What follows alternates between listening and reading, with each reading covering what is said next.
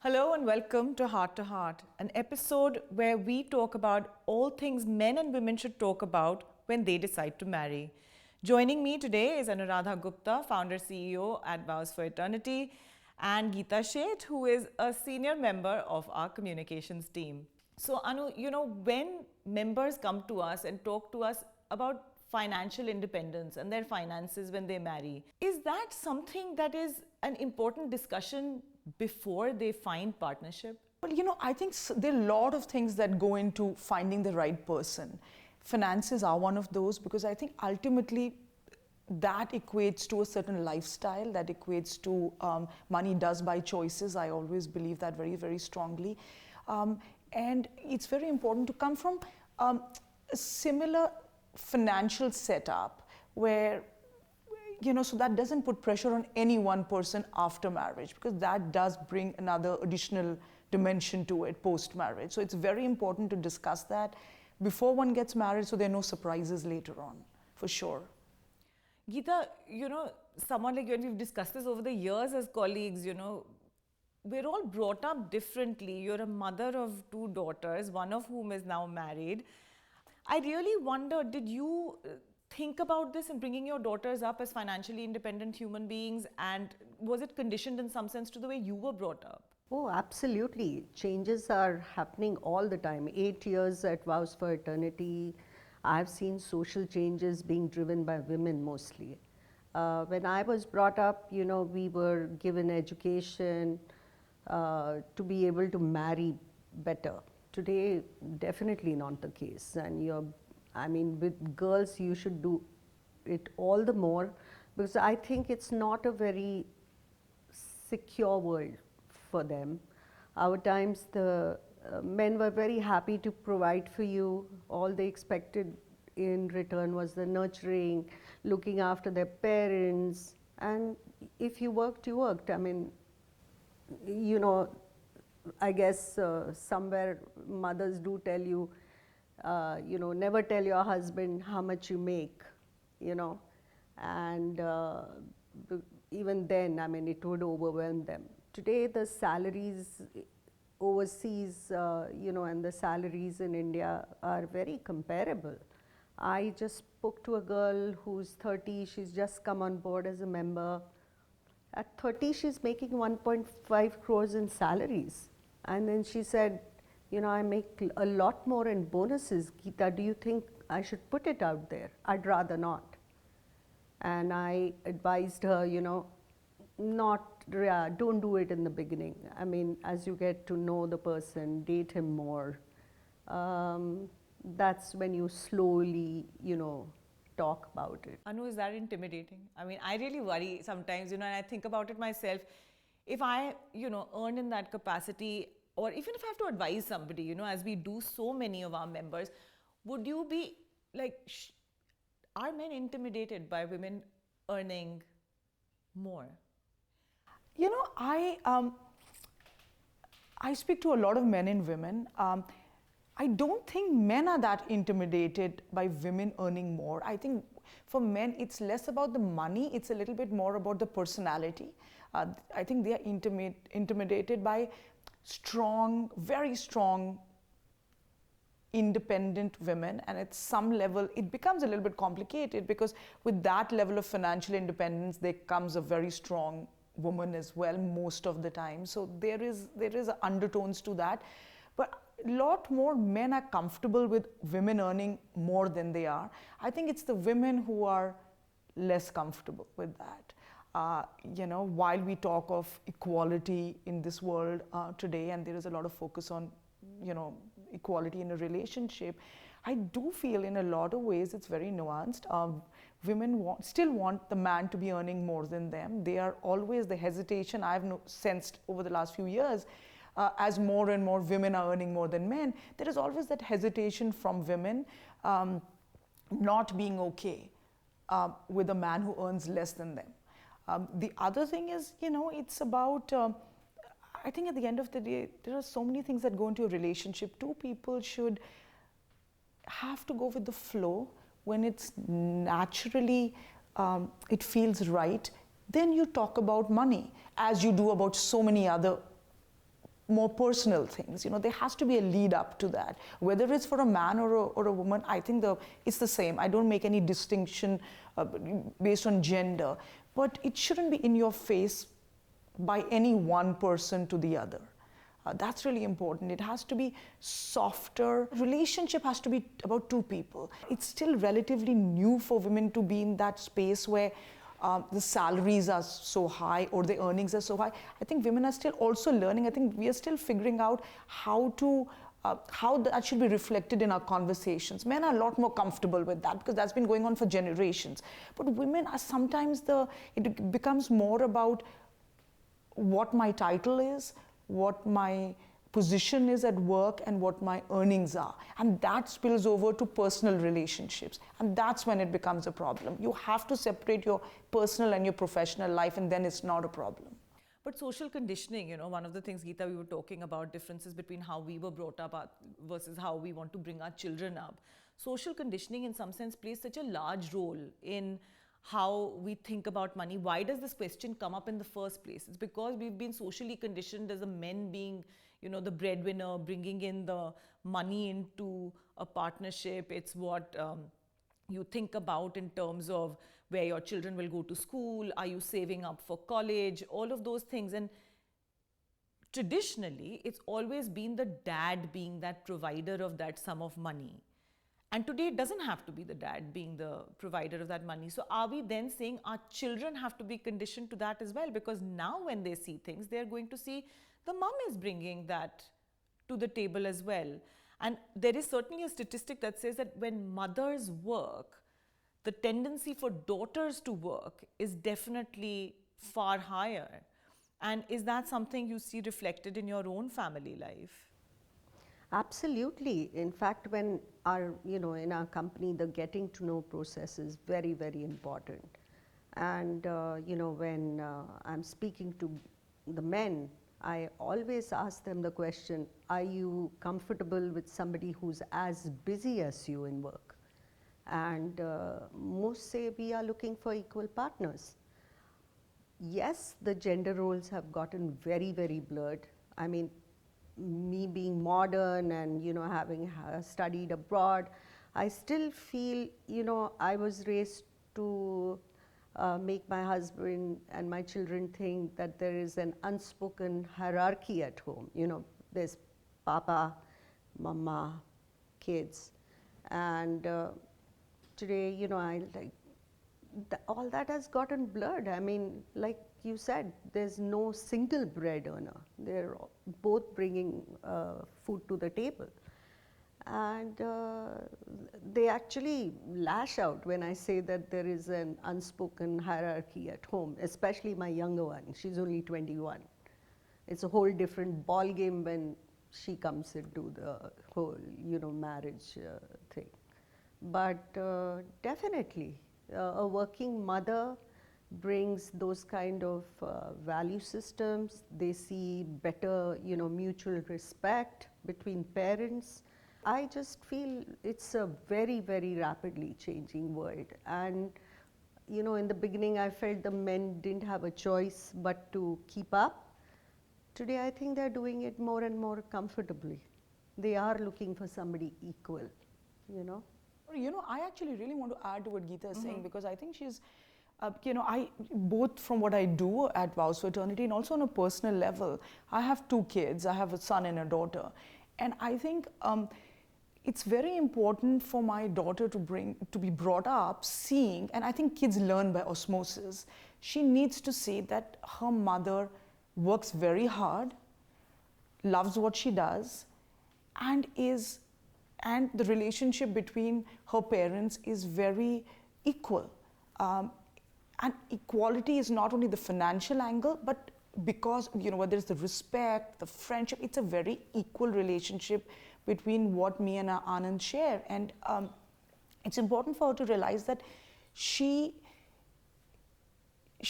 don't want her to grow up thinking she's entitled. And that is something, and I think when she sees me work the way I do, she's not going to grow up like that. I don't know, time will tell. But I think as parents, we do the best that we can. Equally for my son, I want him to respect a woman who works or who wants to work. And he should know that that is, I never had to, sometimes I speak to members and they say, Anu, I just, I want to work. I just want somebody who will be okay with that. And I've always had a problem, I think that's a problem. I've never had to ask Anand that, Anand, can I work? Because he never asked me. He never asked me, Anu, if I can work. So why should I have to ask him? 100%. He said, I want to work. I said, I want to work. And that was a given. We make our own choices, and that was it. And you have to be on board with it. Just I was on board with the fact that his hours of work. So I think that's also equally applies to my son as well, and that's how he's going to learn. At the moment, we are sort of caught in between. We're caught in between a society which still puts a lot of pressure in terms of expectations from a man still being the breadwinner. While it's almost like wanting a cake and wanting to eat it too. So that expectation is there, hey, you have to be the breadwinner. But I will work if I want to work. I will take off from work when I want to take a break. So I think so I think it's a little bit confusing for men, because it's almost like we have choices and we have given ourselves those choices fairly conveniently, I would add. Whereas for a man, we don't extend that same choices in an equal world to a man. Saying, how many of us would say, Anu, it's okay if the man doesn't work. I have a great career, but I'm fine with the man who wants to be at home and take care of the kids. That, in my eyes, would truly be an equal partnership, where each person has the choice to work, to not work, to pool in, to share the workload financially if that is what is needed, but equally to be able to put his foot off the pedal if it's not really needed. But at the moment, I don't think that choices exist for men. Ladies, hold that thought, because we are going to take a short break, and when we come back, I really want to talk about, I have 2 boys, and I want to bring them up as strong feminists in a house where I am the only woman.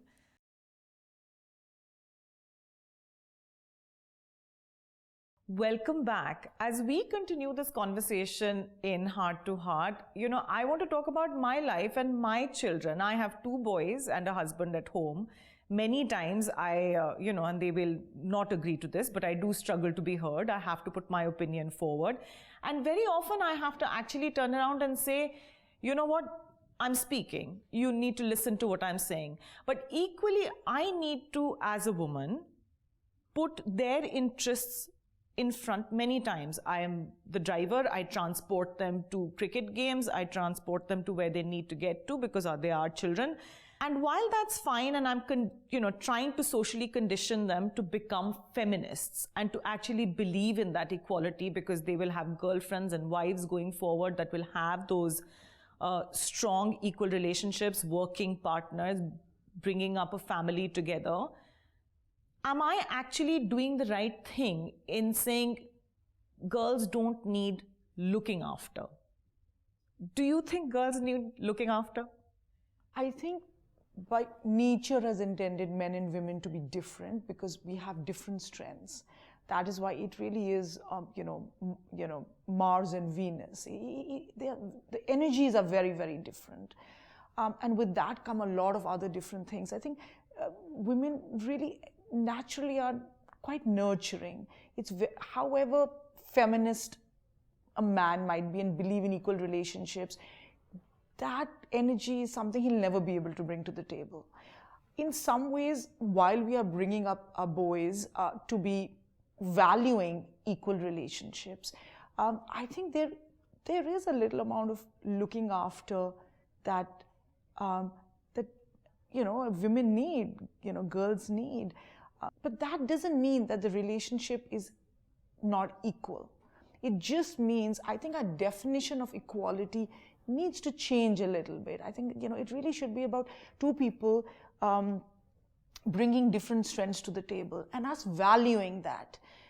At the moment, because we're still figuring it out, I think it's got a little bit skewed towards equality is really about financial independence. And it's not. There's so many different things that come into equality. And I think we have to refine this definition a lot more. And I think at the moment it's very confusing for boys. It's almost like they don't know what they're supposed to do. It is very difficult. So, when you're talking about that, and Geeta, I have 2 boys, you have 2 girls. And when you have these discussions at home and you actually think about, of course, you're, as girls, you're going to go out, you're going to go into the workforce, and, financial independence is absolutely one thing. Do you want your daughters to marry boys that take care of them? I do. It's, I would feel more comfortable that my girls are well looked after. My older daughter just got married, and I remember telling her, don't talk to your husband like that. And she said, don't say this in front of him. Let me figure it out. And it's my equation, as the way you talk to Papa is your problem. So I have to respect that, and finally, they have to figure it out amongst themselves. I think it's all about mutual respect. I think that's the most important thing. I'm old-fashioned. I like being looked after, and I would. And I really wonder, is that old-fashioned? Because I want my boys to open the door. I want them to open it for me, but I also want them, to go out there and open it for somebody else, because that shows my upbringing. It shows that I've brought them up right. Sure. But I also then wonder, am I bringing them up right?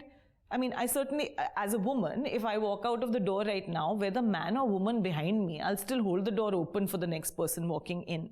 So why did we make chivalry such a big thing? And, I know you and I have discussed this before about paying a bill. And we have clients and we have members who talk about this all the time. Like, are we meant to go Dutch? Am I meant to pay the bill? Should I let her pay the bill? I don't want her to feel not equal. What is the right answer? It changes. It really does. Like I said, we really are figuring it out.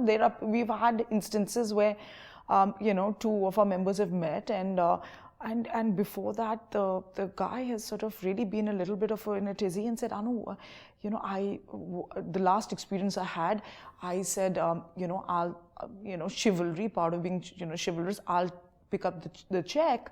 And the woman got offended and said, hang on, I'm earning, I'm financially independent. We are going to go Dutch. And she thought that he was very old-fashioned for doing so, and then didn't want to meet him a second time. But then equally, his next experience was, hey, let's go Dutch. And the girl comes back and says, I mean, how was this? I mean, shouldn't he have, been picking the tab up for this? I think guys are in a tough spot right now because the giant strides that we have taken have really been done by women. A lot has changed in our upbringing, conditioning, because women are, now girls are being brought up to be, the same level of education, higher, depending on the capabilities, great jobs, all of those things. Not much has changed for the man other than perhaps an increased level of expectation from him. We still want the man to be earning more, the man to be at least as well educated, perhaps even taller, a bunch of things. So I think there's a lot more pressure on men. And these are questions, there's no right or wrong answer to this, but I think we have to really define, what does equality mean? Our strength is a nurturing ability which a man will never have. So that is an equal strength to something that he brings to the table. We have to stop looking for similar strengths. We have to focus on different strengths and the value that these different strengths really bring into a relationship. So appreciating different strengths is, something we really should talk about in the next segment. We're going to take a very quick break, and when we're back, we will talk about appreciating who we really are and gender roles, and equality within those gender roles can be different. We'll see you after the break.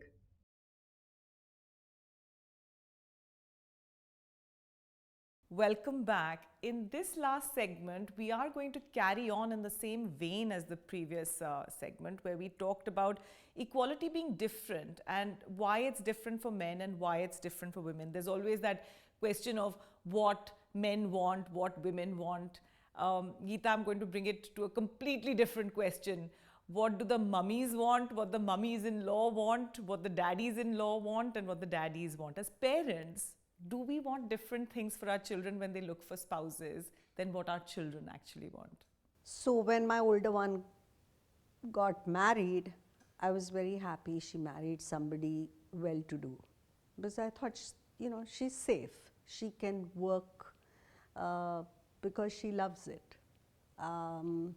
The younger one, when she does go out on a date, I always want to know who paid. So yes, it's easier because it's less pressure on their marriage, right? My experiences come not from just being a mother-in-law. At my work, I'm meeting young people all the time. And sometimes I feel, why do you get so analytical? Just go with the flow. Nothing has to be in the face.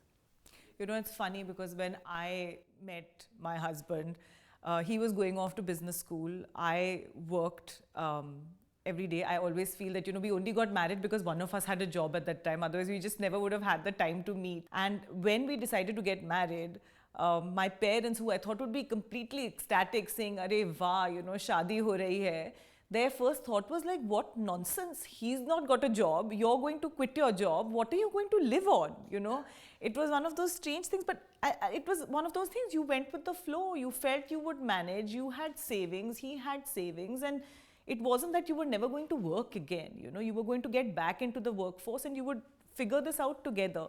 But somewhere, Anu, in an arranged setup where, we as a company arrange introductions, these are sort of preconceived notions, that these are boxes that must be pre-ticked. You're not going to just go with the flow. Is that right? It is right. Also because I think in the generations to come, slowly that shift is changing. Like Geeta mentioned, her daughters think differently to her. So that generation will bring a different equation once they have kids. A change, even in any company, the cultural change is the toughest to bring. It takes the longest, it's the toughest, and this is no different. This will be a generation to generation change. At the moment, does it exist? Absolutely it does. But even if you look at globally, global companies, there's less than 4% of women who are helming, who are the top, heading these companies. So there is but that is a 4% more than what it was a decade ago. So things are changing, but they will take they will take their own time. It's funny because I was talking to one of our members and he said, within the community, when I speak to people, my parents have always introduced me to somebody within the community. And that hasn't quite worked out. And I said, why hasn't it worked out? And he says, because the girls don't always look up, there's a sense of being very demure.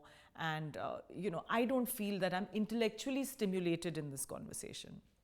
So I said, okay, so what is it then you're looking for? And one of the things he said was, well, I want them to have an equal conversation with me, to be able to contribute to that conversation, whether that be about my work, their work, what they're doing. And I said, okay, but when you get married, are you completely open? You want this person with all these qualities.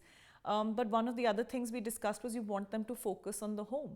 So do you expect that with all that intellectual ability that you want and they bring to the table, that they will then sideline their career? And some women would be very happy to do it. I mean, I felt quite comfortable, after 15 years of working to say, you know what, I'm happy to take a break. I'll always come back and do something. But I have that ability and I felt confident in that. And many women do. They feel like, sure, I'll come back to this career. But should that be a choice? Should that be an option? And should that be an expectation? Rachna, I think there are two parts to this. I think as parents, parents want to provide their kids with the best that they can, and for them it's about giving them a familiar ecosystem. So that's why the focus really for the parents is same community. That's really where they're coming from, and especially for their daughters. But I find over the years this is getting less and less important, because ultimately there are less and less joint family systems that are happening in a nuclear setup. It's really the woman that sets the tone of what the home will be like or how it's run. And the woman brings with her her own set of familiar, whether it's food, it's whatever that might be, and then people embrace it from each other. So I think it's less relevant now. People are getting more and more comfortable outside their communities as well, as long as the value systems are similar. So that is really where the focus and that's should the be. intellectual point I was talking about, Right. that if a person is looking for intellectual similarity, which is obviously so important in any relationship, I mean, we feel it as a unit, as in a service as well, where we work together. We feel that, having that intellectual similarity is such a strong point in bringing people together. It is, and your to your question, I don't think that while men are looking at that, having that, being able to, having a woman they can have a conversation with, having that, I don't think it's a fair ask to say sort of, I want all of that. I want you to be well educated, have a career, be strong in your opinions, be able to have an engaging conversation, but then post marriage, quit all of that and be at home, unless that is a choice that the woman makes. That is something, and there's nothing right or wrong, good or bad. There are a lot of women who want to do that. They want to be homemakers, and that's a beautiful thing as well. But it should be a choice. It should not be an ask. It should not be an expectation. The expectation should be, we're in this together. How do we make it work so that we're helping each other together, and not one person has to give up their dreams, because why?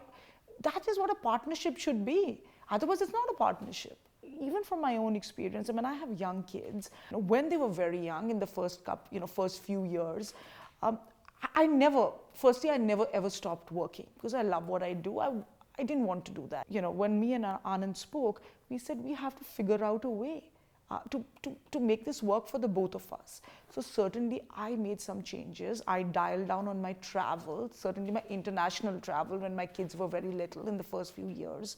And now as they're growing up, I've sort of resumed my travel as it was.